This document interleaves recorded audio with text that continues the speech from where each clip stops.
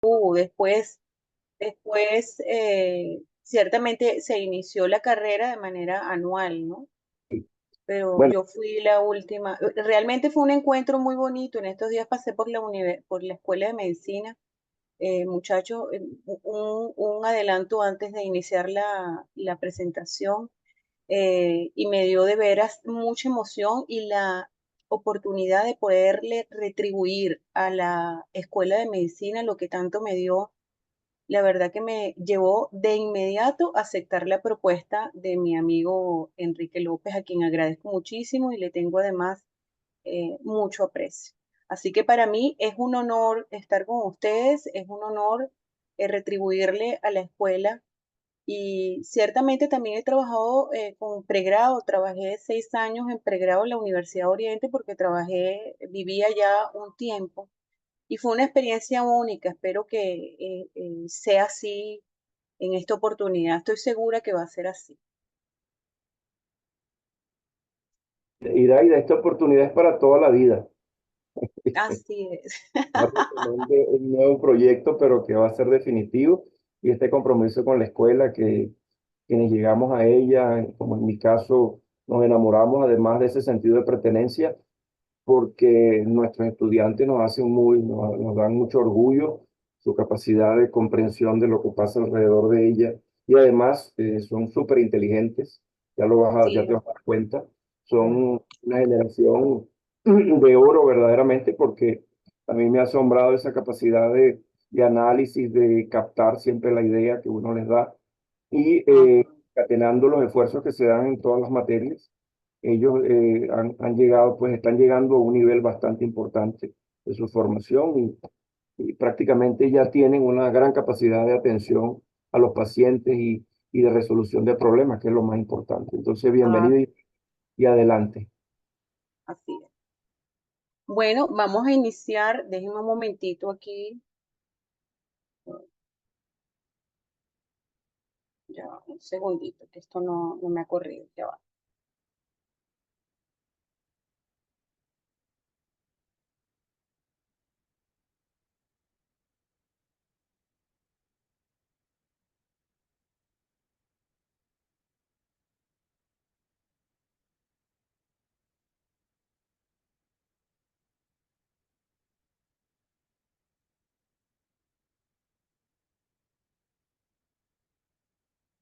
Ya va, un momentito que ustedes ven la presentación, Tenemos la Sí, primera, doctora. Sí se ve. la Doctora, sí primera se ve la diapositiva. presentación. Sí, Perfecto, sí se ¿no? ve. Perfecto, ya va.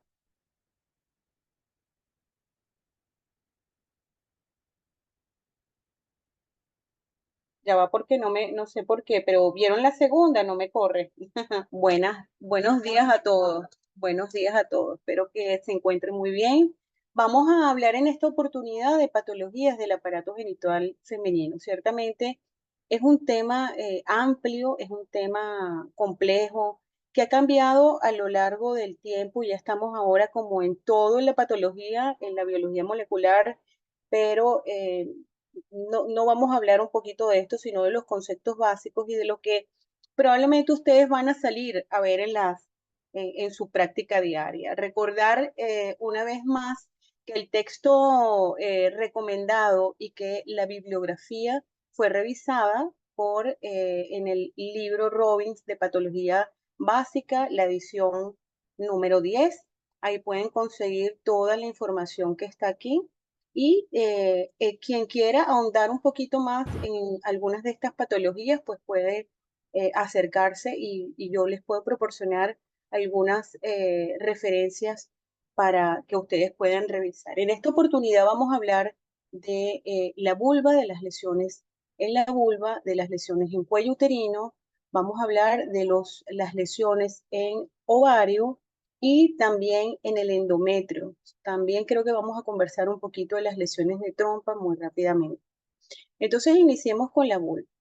Entonces, ustedes saben que la vulva está conformada por los labios mayores y menores, y que es asiento de múltiples patologías, entre ellos lesiones inflamatorias y lesiones neoplásicas. Dentro de las lesiones inflamatorias que uno observa con mayor frecuencia tenemos las vulvitis, los líquen esclerosos y los líquen simple crónicos. Y dentro de las lesiones neoplásicas, por supuesto, van desde lesiones benignas, los famosos condilomas, hasta llegar hasta lesiones malignas que representan los carcinomas de la vulva, que por lo generalmente pues, son lesiones de tipo escamoso. Entonces, fíjense, en relación a la vulvitis, es un proceso inflamatorio que generalmente está asociado a un estímulo exógeno infeccioso. Y dentro de los microorganismos, pues tenemos una gama amplia de microorganismos que puede afectar este órgano, de manera tal de que tenemos desde infecciones virales, infecciones bacterianas, infecciones por hongo, ¿ok? Y generalmente desde el punto de vista macroscópico, el ginecólogo, el médico especialista, pues puede identificar una lesión que generalmente se caracteriza por signos de flebosis, es decir, hay enrojecimiento, hay una historia de prurito, eh, hay congestión vascular y es una zona que definitivamente muestra signos de inflamación. También pueden verse lesiones papulares, placas, vesículas, incluso también pueden verse lesiones ulcerativas, como las asociadas al virus de herpes, que también es un microorganismo que puede afectar la vulva. Aquí tenemos un aspecto macroscópico de una zona que parece inflamatoria, incluso ya es tan irregular que a uno le llama la atención que esto podría ser algo más inclusive. Pero desde el punto de vista histológico, en esta lámina coloreada con hematoxilina eosina, vemos un tejido donde se observa un proceso inflamatorio importante. ¿Y por qué decimos que es un proceso inflamatorio? Porque lo que observamos predominantemente son linfocitos y plasmocitos, seguramente con algunos polimorfonucleares y algunos vasos pequeñitos que están ectásicos y que muy probablemente pueden estar proliferados. También existe una entidad que es importante tenerla en consideración que corresponde a los líquen esclerosos, una patología benigna. Tiene una aparición generalmente en las posmenopáusicas, aunque en prepúberes también se puede aparecer. Y el médico tratante, perdón. Y luego te subes. Y el médico tratante lo ve como una zona de leucoplasia, es una zona aclarada, como una especie de una mácula blanquecina, despulida. Y lo que uno observa desde el punto de vista histológico es que se observa un adelgazamiento del epidermis con disminución de las redes de cresta. Recuérdense que el epitelio malpillano pues, puede tener unas redes, bueno, de hecho tiene unas redes de cresta y en esta lesión prácticamente el epitelio está aplanado en su totalidad y uno observa el estroma subyacente, edematoso, con células inflamatorias y con áreas como hialinizadas, de manera tal de que esta es una lesión importante que porque podría estar en relación a lesiones neoplásicas y esa es la importancia de hacer diagnóstico en este tipo de lesiones. Aquí tenemos también otra forma de líquen, que es el líquen crónico, donde fíjense que el epitelio ya no es como el anterior, sino que ya aquí el epitelio es un poco más grueso, incluso un epitelio enfermo que está queratinizando. Hay mayor actividad mitótica en la capa basal, hay infiltrado inflamatorio, de manera tal de que esta lesión es característica de un líquen simple crónico. Las lesiones tipo condiloma pueden estar en la región vulvar y pueden estar en la región perianal, perineal y perianal también. De manera que se ven como unos nódulos, incluso en algunos casos pueden ser verdaderos arbolitos, pequeños arbolitos o proyecciones de tipo verrugoso que se encuentran en la superficie antes descrita. Generalmente existen dos formas, la forma plana y la forma acuminada, que es la lesión papilar tipo arbolito o tipo papiloma. Entonces, tenemos estas dos formas y en las que se observa acantosis del epitelio, es decir, un incremento en el número de capas del epitelio con hiperkeratosis y estos cambios que son característicos y como consecuencia de una infección viral. ¿Por qué virus? Por el virus del papiloma humano. Es decir, que estas células que están acá, que tienen unos núcleos discretamente irregulares con irregularidad de la membrana basal y halos claros perinucleares, que incluso van desde la base hasta la superficie del epitelio, es lo que nosotros llamamos cambios coilocíticos generados o producidos por la infección del virus del papiloma humano. Ustedes saben que los virus tienen un efecto citopático sobre las células, es decir, ellos necesitan la célula para replicarse y se producen cambios en las células que generalmente eh, eh, son característicos de cada virus en particular. Y estas son las características fundamentales de la infección por virus del papiloma humano. Luego están las lesiones malignas de la vulva, es decir, una neoplasia, ya con todas sus características, generalmente ocurre en el 3% de todos los tumores malignos del tracto gastrointestinal y seguramente los carcinomas están asociados a un continuo evolutivo donde la infección por el virus del papiloma humano y los cambios displásicos en el epitelio los preceden, de manera tal de que en esta microfotografía lo que observamos es un epitelio que está desordenado desde la base hasta la superficie, que tiene zonas de infiltración al estroma, y cuando uno observa a mayor detalle, las células muestran realmente cambios grotescos, es decir, núcleos grandes, pleomórficos, con una alteración de la relación núcleo-citoplasma, una cantidad de mitosis atípicas importantes, y la lesión no solamente está confinada al epitelio. Cuando una lesión, es decir, cuando hay atipicidad en las células o cambios displásicos en las células, y estas se encuentran confinadas al epitelio, es decir, no traspasan la membrana basal, estamos hablando de un carcinoma o una displasia que en el caso del tracto genital femenino, hablamos de LIE de bajo grado o LIE de bajo grado, de lesiones intraepiteliales de bajo grado o de alto grado, dependiendo de dónde esté localizado. Y si esa lesión traspasa la membrana basal y se distribuye o infiltra el estroma subyacente, ya estamos hablando de un carcinoma invasor. Esta microfotografía representa un carcinoma invasor. Aquí vemos otra enfermedad que puede aparecer en la vulva y es la enfermedad de Payet extramamaria. La enfermedad de Payet es conocida principalmente en la mama, son células tumorales que infiltran el epitelio de superficie, pero en el tracto genital eh, femenino también podemos observar estas características.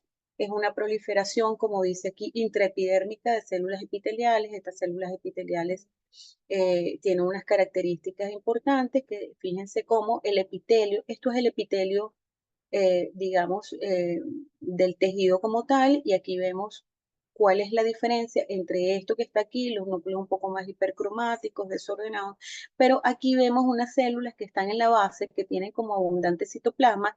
Estos no son cambios coilocíticos por virus, aunque algunos podrían entrar dentro del contexto diferencial, si no son células neoplásicas que están infiltrando este epitelio y que por lo general son PAS positivos en las coloraciones en las coloraciones de histoquímica. Un diagnóstico diferencial de esta enfermedad podría ser incluso un melanoma de vulva, que también es posible y se ven con alguna frecuencia lesiones melanocíticas, tanto benignas como malignas en la vulva. En relación a la vagina, también podemos observar lesiones inflamatorias y lesiones neoplásicas. Dentro de las lesiones inflamatorias, bueno, las vaginitis más o menos parecido en su, digamos, en su etiología y en sus características a las lesiones de la vulva. Y en relación a las neoplasias pues En este caso, pues podemos observar carcinomas de células escamosas, adenocarcinomas y sarcomas botrioides. Las vaginitis, al igual que en la vulva, pues son afecciones comunes, transitorias y generalmente provocan una leucorrea que al examen físico pues es evidente. Y como ya les comentaba, pues puede ser ocasionada o puede ser de etiología múltiple, es decir, bacterias, hongos y parásitos pueden estar en asiento o relacionadas con esta infección. En relación al carcinoma de células escamosas de la vagina, es poco frecuente, pero igual se ve y se ve generalmente en pacientes de mayor edad.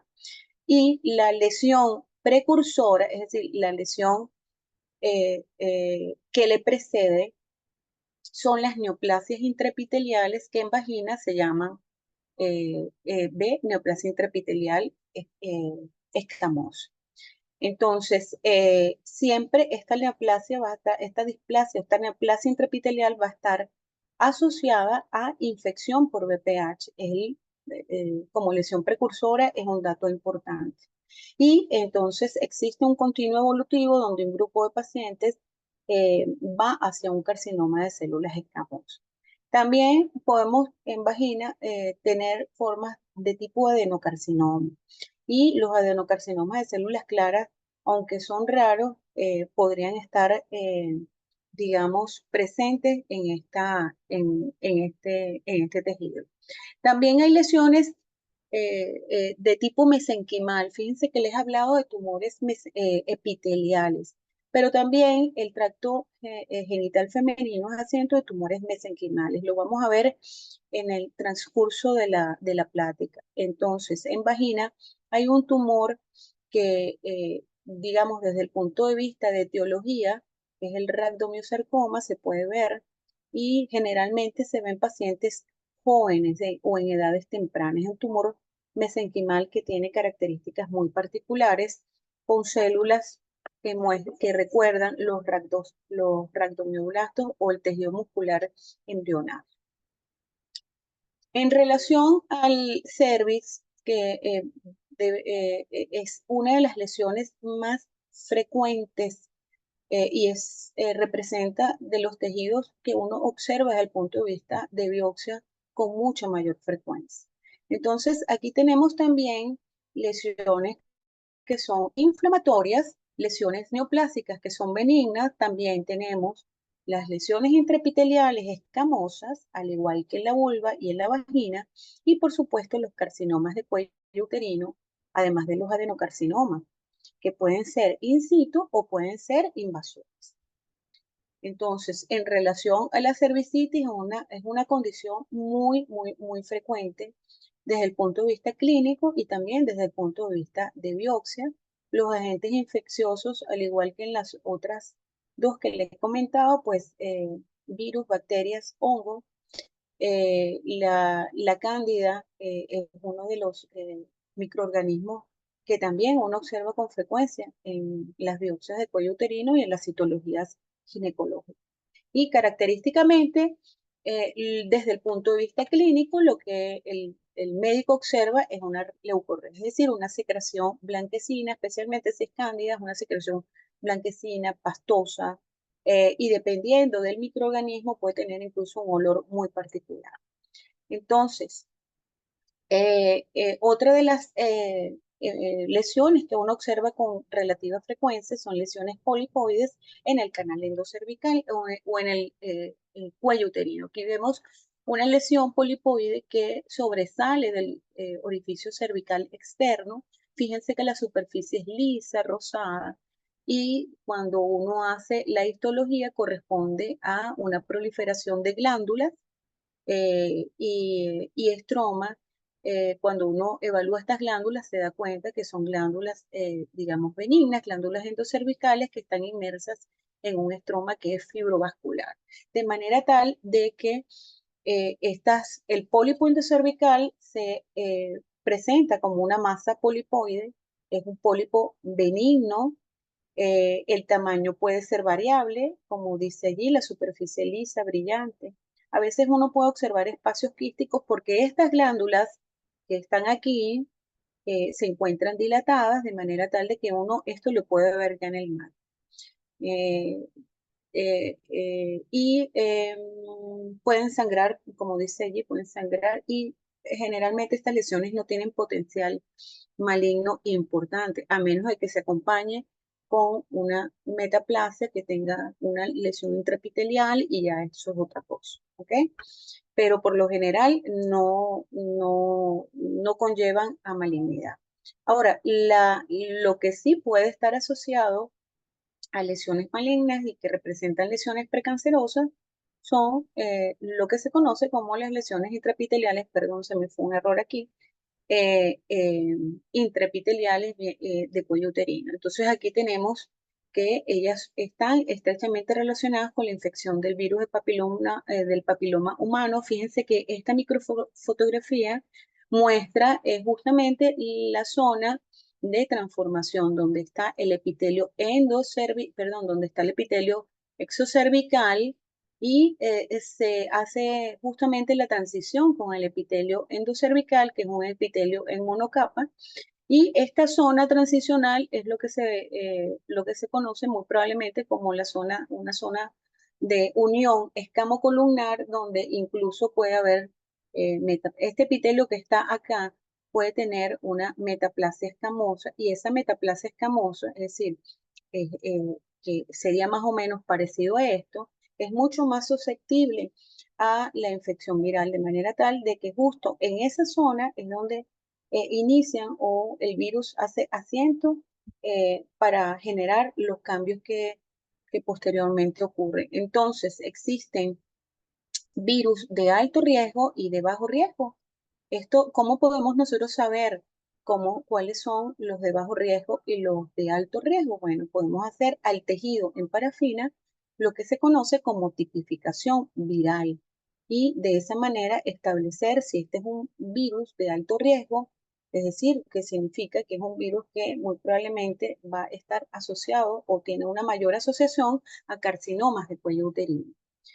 Eh, También existen algunas otras cosas que podemos hacer desde el punto de vista histológico, que se llama inmunohistoquímica, y determinar algunos de estos marcadores, pero esto es un poquito más avanzado, es importante que lo conozcas, y la lesión intraepitelial, bien sea en vagina, en vulva o en cuello uterino, básicamente cursa con las mismas características, es decir, tenemos un epitelio normal, con algunas capas de células que muestran una maduración regular desde la base a la superficie. Las lesiones de bajo grado, o lo que antes se llamaba NIC1, neoplasia intraepitelial, NIC1 significa que existe un desorden, existe una afectación viral y esto produce un desarreglo en la capa basal. Es decir, que hay una lesión que ocupa el tercio de todo el epitelio, ¿verdad? Fíjense que si uno ve esta microfotografía se da cuenta que hacia la capa basal, es decir, al tercio basal, las células están más oscuras, están más apiñadas, están más desordenadas que el resto del epitelio que está aquí. Entonces, cuando vemos una lesión con estas características, pero que ocupa el tercio del epitelio, es decir, hacia la basal, hablamos de una lesión intraepitelial escamosa de bajo grado. Y cuando esta lesión eh, eh, ocupa los dos tercios del epitelio, y fíjense las características de los núcleos se hacen grandes, hipercromáticos, irregulares, hay alteración de la relación núcleo-citoplasma, porque el núcleo es más grande, el citoplasma es más chico, y luego uno ve figuras mitóticas atípicas. Entonces, como ocupan los dos tercios del epitelio, pues ya esto corresponde a una lesión de alto grado. Y cuando estas características ocupan prácticamente todo el epitelio, se llama lesión intraepitelial de alto grado. Si todavía hay algunas capas mínimas de epitelio que están, digamos, acostaditas, como se ve aquí, llamamos esto lesión intraepitelial de alto grado. ¿Por qué? Porque estas capas más superficiales pareciera que todavía no estuviesen lesionadas, Pero si ya no vemos esta capa de células acostaditas, sino que vemos que este desorden en la maduración y esta alteración de la maduración con estas características llega hasta la superficie y no observamos, ya estamos hablando de un carcinoma in situ.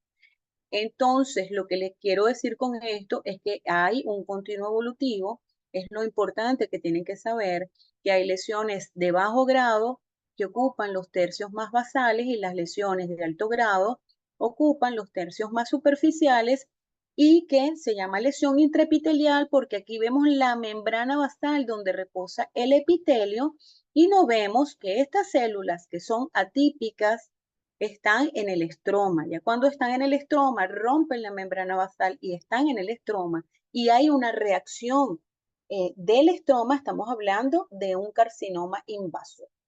Y eso aplica para eh, todos los órganos. Mientras la lesión se encuentre o los cambios se encuentren confinados al epitelio superficial y la membrana basal está indemne, lo vamos a llamar neoplasia intraepitelial, displasia o carcinoma in situ, dependiendo del sitio, porque las clasificaciones varían. Pero si ya hay compromiso del estroma, entonces muy probablemente estamos hablando de un carcinoma invasor, es decir, ya no está solamente en el epitelio, sino que ya ha invadido en profundidad. Fíjense que ya el último, digamos, la última fase de una lesión como esta, que empieza con una lesión displásica de alto grado o de bajo y después se transforma de alto grado, pues representa un carcinoma invasor. Aquí las células neoplásicas pueden mostrar características similares a las que ya antes les mencioné, de manera tal de que ya aquí no vemos que está en el epitelio como tal, no está contenido en la membrana basal, sino que son lóbulos, franjas, cordones, células individuales que están infiltrando el estroma y además el estroma tiene una reacción que nosotros llamamos desmoplásica. ¿Por qué? Porque él reacciona ante esa noxa y ante esa infiltración.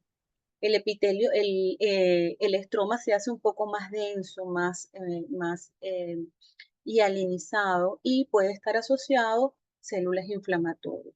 Generalmente, cuando hay un carcinoma de cuello uterino, por lo general existe desde el punto de vista clínico una masa que los médicos pueden evidenciar y hacer sospechar de que esto se trate de un carcinoma, de una neoplasia, ¿ok? De una neoplasia maligna. Eh, eh, Recordar que aunque el carcinoma de cuello uterino, el carcinoma de células escamosas es la forma más frecuente, también se pueden ver en cuello uterino los adenocarcinomas. ¿Okay? En relación al útero, podemos observar también lesiones de tipo inflamatorio, lesiones neoplásicas benignas, lesiones proliferativas, lesiones propias del endometrio y lesiones proliferativas que están en el miometro. Aquí tenemos muchas más cosas que observar, entre ellos el endometrio, la endometritis, que no es más que una inflamación de la mucosa endometrial y característicamente se observan células plasmáticas en el estroma endometrial. Cuando una biopsia endometrio con un importante infiltrado inflamatorio con células plasmáticas, estamos hablando de una endometritis. Esto es una endometritis crónica, pero también existen formas de endometritis aguda, generalmente las asociadas, por ejemplo, a abortos. Por lo general existen formas de endometritis aguda. Esto, por supuesto, ocasiona una enfermedad, o sea, clínica, una enfermedad inflamatoria pélvica con dolor, incluso con fiebre, con sangrado genital anormal, de manera tal de que esto es una posibilidad y luego los médicos en su examen desde el punto de vista clínico, pues ellos van a hacer una evaluación del endometrio y van a tener también una orientación en relación a los hallazgos que ellos puedan obtener. Hay otra lesión que es una lesión benigna que se llama adenomiosis. Adenomiosis es tejido endometrial en el miometrio. Entonces, normalmente en el miometrio no debería existir tejido endometrial. Sin embargo, cuando aparece tanto glándulas como el estroma endometrial, que puede ser además superficial o profundo en el miometrio, pues ocurre este diagnóstico, podemos dar este diagnóstico como cierto. Eh, Esto también, esta adenomiosis en las pacientes puede cursar con trastornos en el sangrado uterino o puede ser causa de sangrado uterino, incluso de dolor pélvico. Y en algunos casos también está asociado a endometriosis en otros órganos y tejidos. La endometriosis también es una entidad muy frecuente. Y desde el punto de vista de conceptual se caracteriza por la presencia de glándulas y estroma endometrial fuera del útero. Nosotros vemos con mucha frecuencia en endometriosis en todas las estructuras pélvicas. Lo hemos visto en ovario, en fondo de saco, los ligamentos, incluso en lesiones en nódulos abdominales. Podemos observar esta característica. Esto también produce dolor y sangrado, porque la endometriosis también responde, son glándulas y es tejido endometrial que también responde al ciclo hormonal, de manera tal de que esto también muestra características clínicas histológicas muy características. Luego tenemos las formas de hiperplasia endometrial. La hiperplasia endometrial es una entidad que se ve en un grupo etario característico. Y desde el punto de vista clínico, el observador, el médico ginecólogo, en sus estudios de imágenes, va a observar un engrosamiento del endometrio, que no es lo normal probablemente para la fase en la que se encuentra el paciente. Generalmente está asociada a estimulación estrogénica con predominio de estrógenos predominantemente sobre la progesterona. Y esto va causando una, digamos, proliferación de glándulas y del estroma donde sobrepasa la población glandular em, en una relación de 3 a 1. Cuando uno observa glándulas exageradamente aumentadas en su número, en una relación 3 a 1, con un epitelio pseudoestratificado, con yemas, algunas de las glándulas pueden estar muy adosadas unas con otras, es lo que nosotros llamamos back to back, glándulas prácticamente pegadas, con poco estroma interpuesto. Esto nos debe llamar la atención en relación a una hiperplasia endometrial. Y algunas de estas glándulas inclusive pueden estar dilatadas, como estas que están aquí. Fíjense que estas son glándulas endometriales, tienen algo de estroma interpuesto, pero son glándulas que empiezan a tener yemitas, contornos irregulares, dilatación, epitelio pseudoestratificado exagerado, hasta llegar a estas zonas donde, fíjense, las glándulas son un poquito más complejas, pegadas prácticamente unas con otras, poco estroma, y ella se clasifica, la hiperplasia endometrial se clasifica con atipias y sin atipias citológicas. Entonces, cuando observamos este apiñamiento de glándulas, lo que debemos, ya podemos decir, esto es una hiperplasia, pero lo segundo que debemos evaluar es la atipia citológica, es decir, esa pseudoestratificación, las características nucleares, la presencia de mitosis atípica, etcétera, etcétera. Entonces, esto, por ejemplo, es una hiperplasia endometrial probablemente sin atipias y a lo mejor esta ya está acompañada un poco de atipias, con un poco más de atipias. Y en algunos pacientes la hiperplasia endometrial puede conllevar a un carcinoma endometrial. De hecho, debe hacer llamar la atención al médico tratante. Algunos pacientes inician un carcinoma endometrial sin necesariamente haber pasado por ese continuo evolutivo de hiperplasia endometrial. eh, en estos pacientes. Entonces, el carcinoma endometrial es uno de los carcinomas de útero más frecuentes y generalmente ocurre en pacientes entre la quinta y la sexta década de la vida. Desde el punto de vista histológico, las formas más frecuentes son el carcinoma endometrioide y el carcinoma seroso, que lo vamos a mostrar a continuación. El carcinoma endometrioide se caracteriza por la formación de glándulas que desde luego son neoplásicas, pero se llama endometrioide porque recuerda un poco el endometrio normal. Y el endometrio normal es prácticamente un tejido donde hay muchas glándulas. El carcinoma seroso es un carcinoma que hace más papilas que glándulas, pero esas papilas tienen marcadas atipias. Entonces, cualquiera de las dos formas son las formas más frecuentes que uno puede observar en el carcinoma endometrial. Generalmente ocurre en mujeres posmenopáusicas y se asocia a un sangrado irregular o un sangrado posmenopáusico. Es decir, un paciente que ya no está en la vida sexual reproductiva y que tiene un sangrado irregular debe ser estudiada porque podría ser la expresión clínica de un carcinoma endometrial. Por eso es importante estudiar a estos pacientes.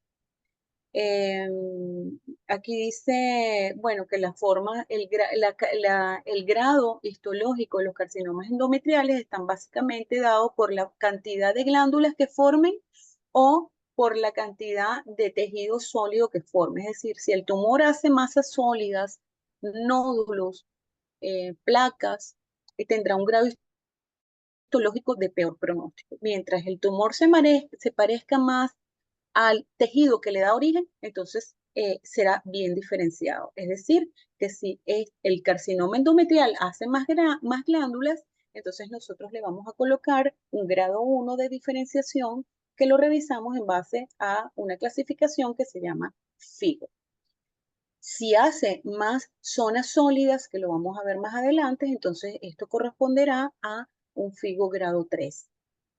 Y también las características nucleares son importantes porque si son núcleos que tienen atipias discretas, pues tendrán un valor y si tienen atipias importantes, pues entonces tendrán un valor. Y esto es importante porque el grado histológico de por sí solo es un elemento y factor pronóstico para el carcinoma endometrial. Aquí tenemos un poco lo que les estaba diciendo. Un tumor endometrioide es un tumor que hace glándulas y que en la medida que más glándulas hace, entonces lo vamos a llamar de bajo grado, es decir, un grado 1 según la clasificación de la fibra. Pero un tumor que ya tiene más complejidad glandular, que ya hace zonas sólidas, como se ven aquí, ya probablemente es también un endometrioide, pero es un grado 3, porque ya tiene unas características más, con mayor atipicidad. Y luego tenemos los carcinomas serosos, que son carcinomas que hacen proyecciones papilares, ¿verdad? ¿Y qué es una papila? Un eje fibroconectivo por un epitelio que le recubre. Esta es el eje fibroconectivo y el epitelio que le recubre es de tipo neoplásico y es neoplásico de alto grado, es decir, tiene muchas atipias, núcleos grandes, una alteración núcleo-citoplasma alterada y núcleos pleomórficos, una actividad mitótica importante, de manera tal de que cuando nosotros vemos estas características, entonces decimos es un tumor de alto grado. Y si forma papilas, le vamos a llamar muy probablemente un carcinoma seroso.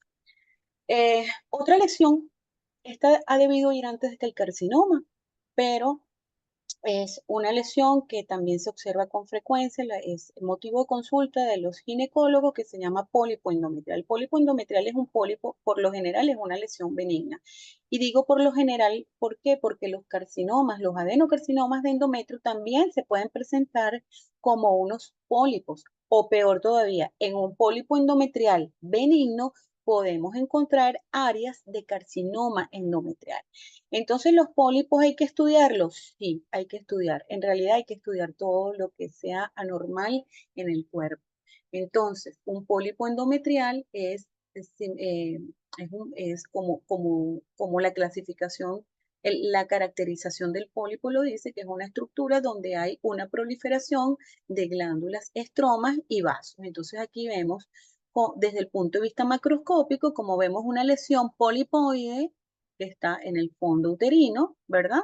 Y luego aquí vemos el histológico que corresponde a glándulas endometriales dilatadas que están inmersas en un estroma laxo, un estroma celular que contiene muchos vasos porque estas lesiones suelen estar muy vascularizadas. Algunas de estas glándulas pueden tener también cambios quísticos, pero en realidad no se observan atipias importantes.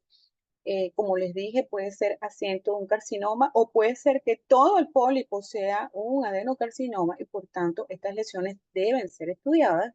Y también desde el punto de vista clínico producen un sangrado uterino anormal. Esto es causa de sangrado uterino anormal.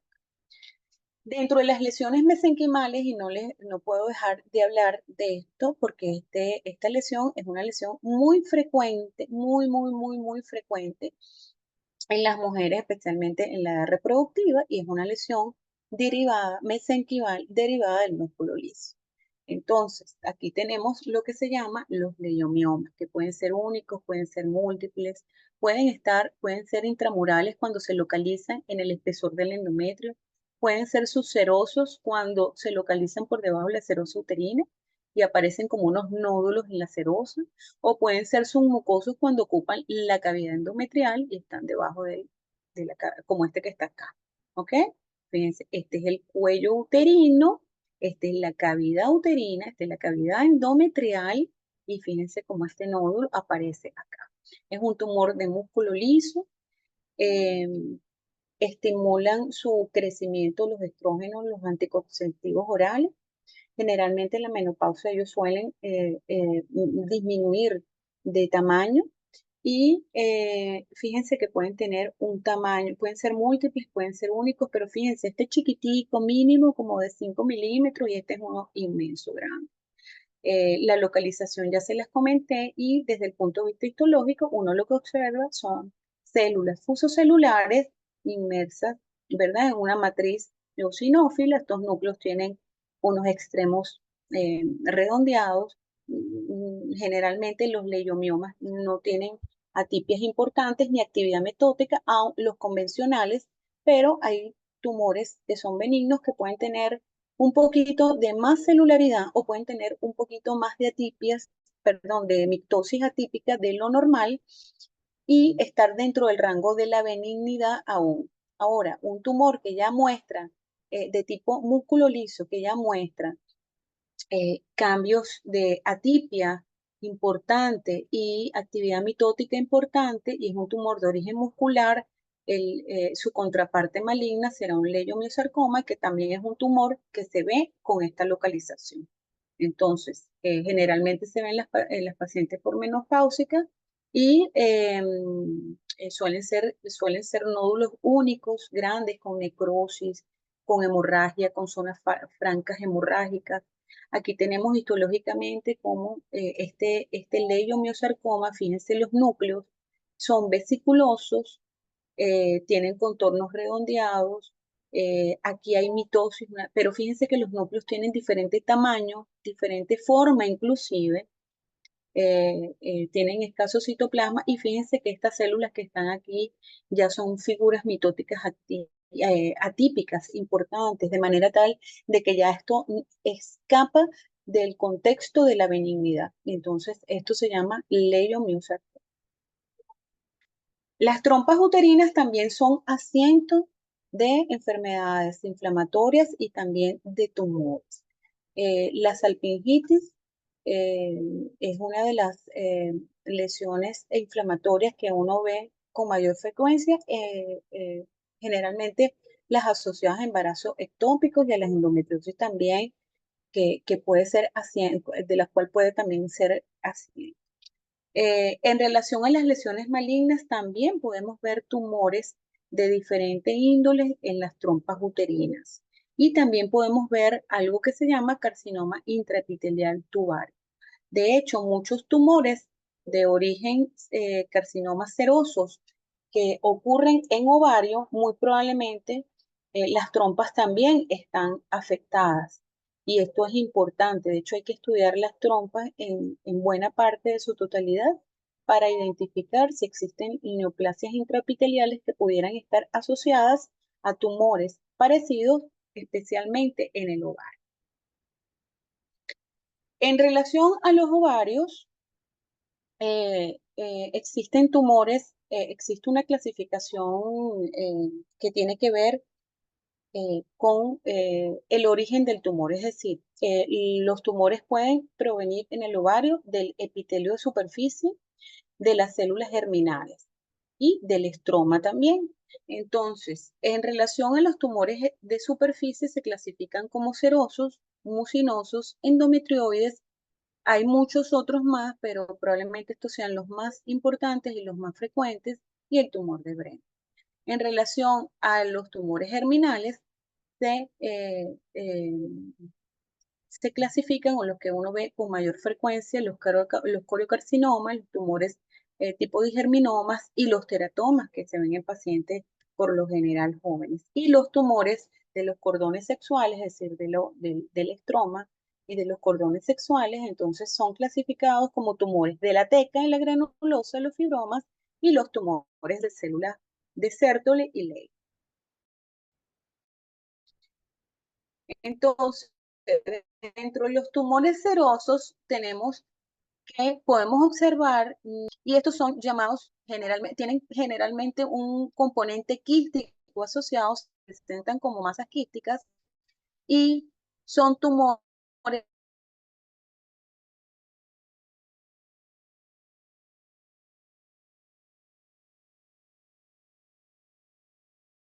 frecuentes entre bien en la medida que aumenta la edad, podrían ser malignos porque buena parte de estos tumores serosos son benignos y en la medida que son, por lo general son unilaterales, pero si los tumores de ovario son bilaterales, esto debe hacer sospechar de que se trata de una neoplasia maligna.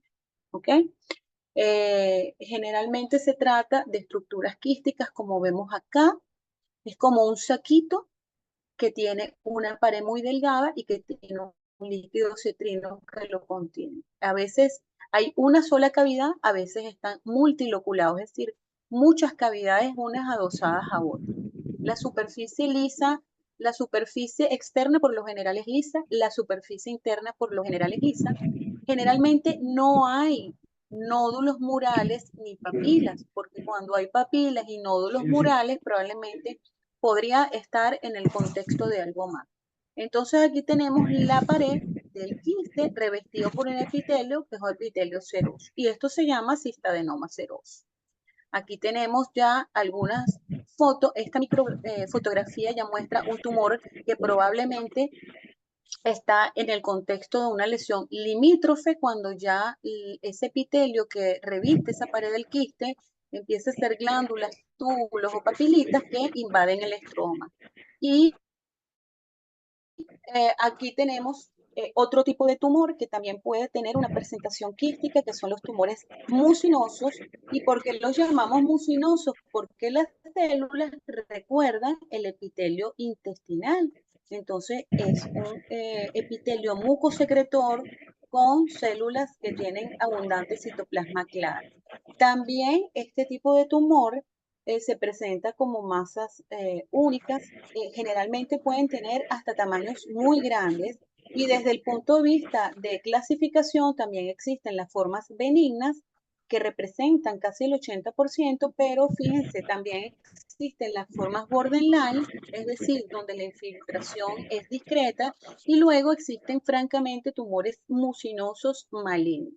¿Ok?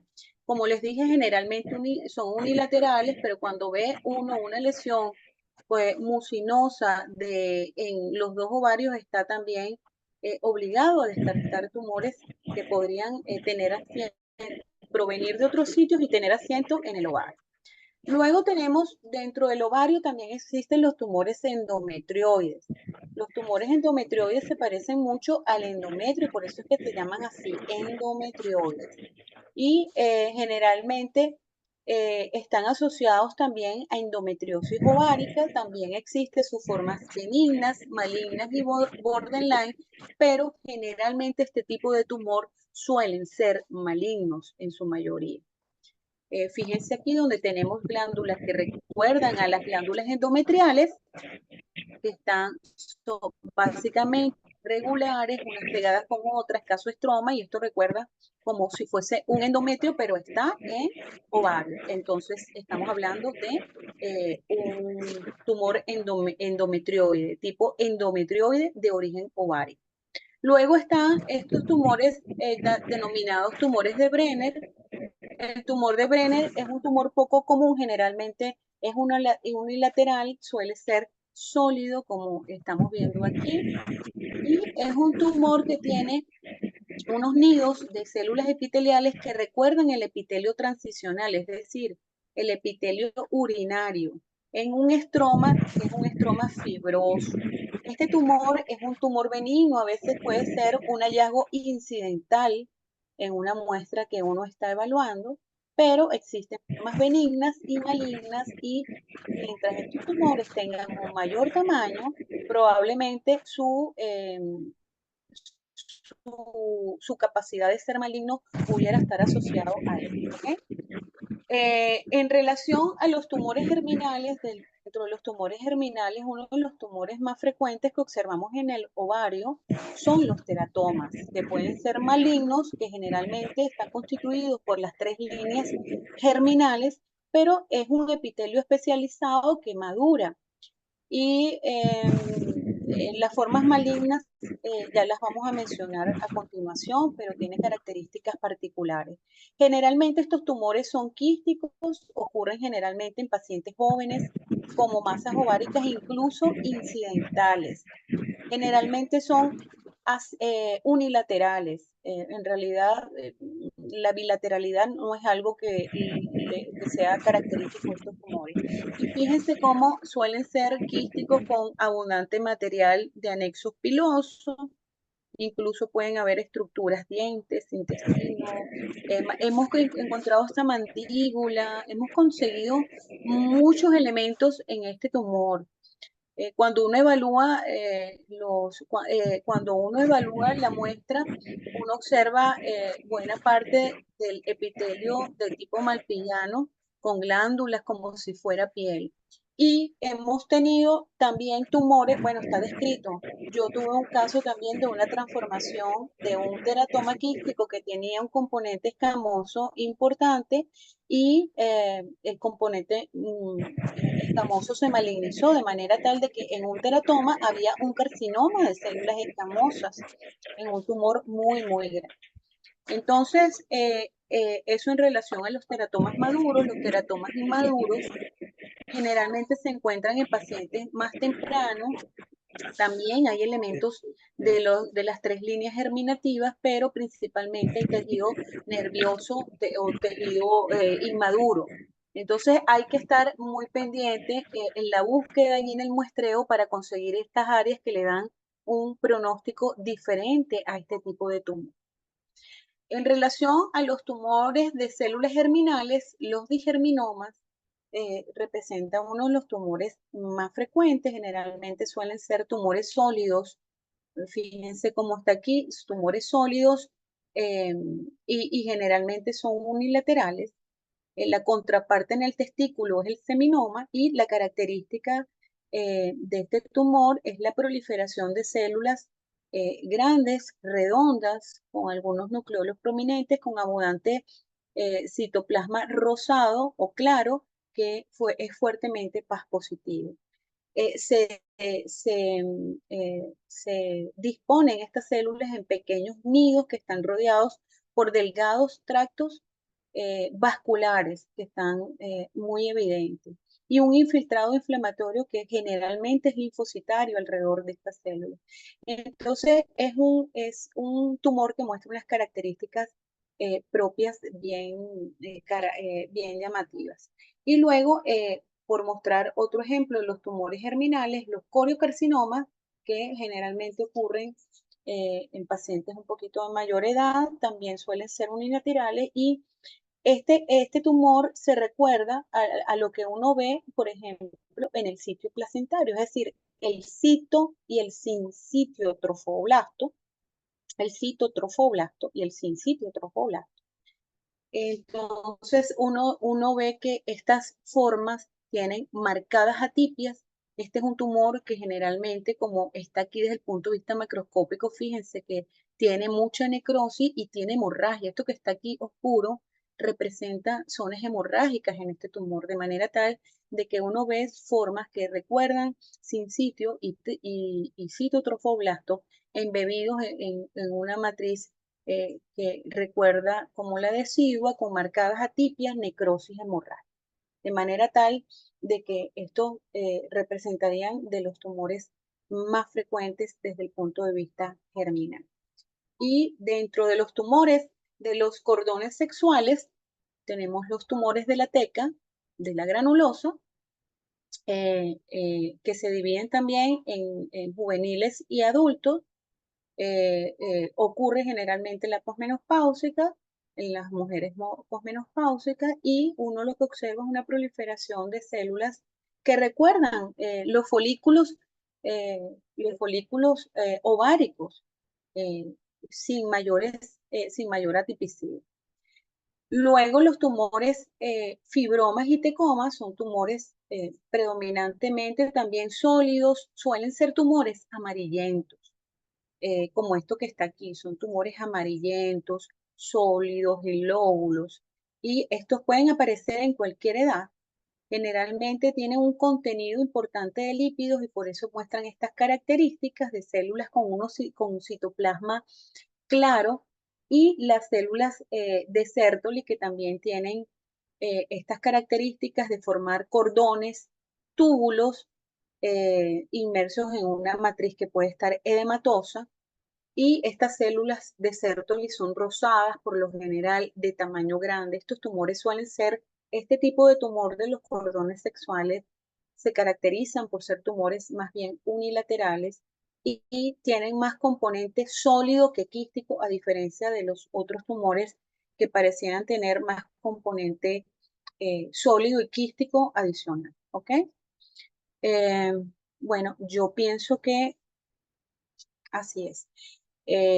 Con esto hemos terminado y hemos hecho un repaso eh, conciso y preciso de las lesiones más importantes y más frecuentes, y las características y los conceptos básicos que deben tener en relación a los tumores del tracto genital femenino. Muy Muchas buena, gracias a todos. excelente clase, Iraida, maravillosa, todo completo. Y ha sido pues una, como tú has dicho, una revisión concisa de la patología genital femenina. Eh, Estamos complementando la última clase que les di fue la masculina, por cierto, y ellos deben tener muy fresco sobre todo las últimas lesiones que cuando se habla de digerminoma en la mujer es lo mismo que ver un teratoma, o perdón, una lesión Terminó. testicular en el hombre que es un seminoma, idéntico. Vimos también los teratomas, vimos también los cambios de coriocarcinoma, es decir, tiene muy fresco esto, a las que puedan entonces ahora estudiar con más tranquilidad. Hay cuestiones puntuales, nosotros siempre hacemos preguntas que son pertinentes, positivas al tema que se trata, no nos vamos por las ramas, ¿ok? Entonces, Iraida nos va a dar 5 preguntas de este tema completo. Ella va a escoger 5 preguntas eh, de selección única, como le dije, A, B, C, D, E, para poder entonces hacer el último parcial que será este próximo viernes. ¿Alguna opinión? Si quieren preguntarle algo a la doctora, por favor,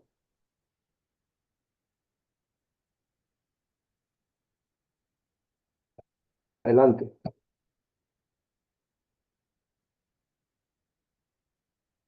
Paola.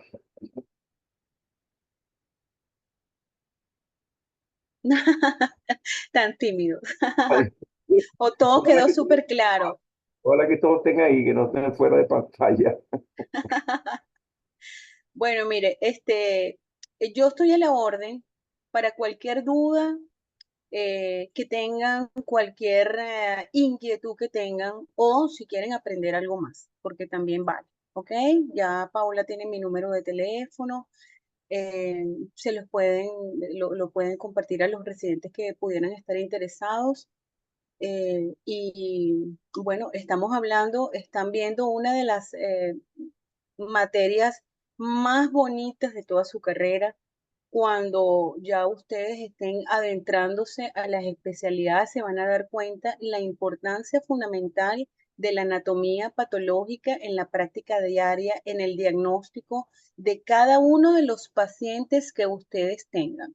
Yo recuerdo mis residentes, mis residentes no, mis alumnos, que miles de gracias nos dieron a los profesores por haber insistido en la anatomía patológica como materia, como especialidad fundamental, porque ahora que ellos se adentraban a hacer sus posgrados de oncología, de cirugía, de ginecología, ahí fue donde se dieron cuenta del verdadero valor que tiene esta fase de la materia en el pregrado, porque está relacionado íntimamente al ejercicio de los ginecólogos, de los oncólogos, de los internistas, de los urólogos, o sea, es decir, todas las especialidades están estrechamente relacionadas con anatomía patológica, de manera tal de que aprovechen en esta oportunidad, este momento, porque no se van a escapar de ella cuando sean ya especialistas en cualquier área. Todo lo contrario, van a tener que trabajar muy agarrados de la mano con los patólogos y van a tener también que saber de algunos conceptos básicos de anatomía patológica para poder evaluar y tratar a sus pacientes. Muy bien, eso es. Yo siempre se lo recalco también, que la anatomía patológica es además el control de calidad de la práctica clínica, Exactamente. porque se evalúan los cambios de la patología, pero también cómo se responde al tratamiento, cosa que no es muy poca cosa, no es cosa, digamos, deleznable que se tiene que dejar a un lado, sino que se verifica si ha ocurrido una modificación positiva también. Y eso sobre todo en el área oncológica y en la propia área clínica.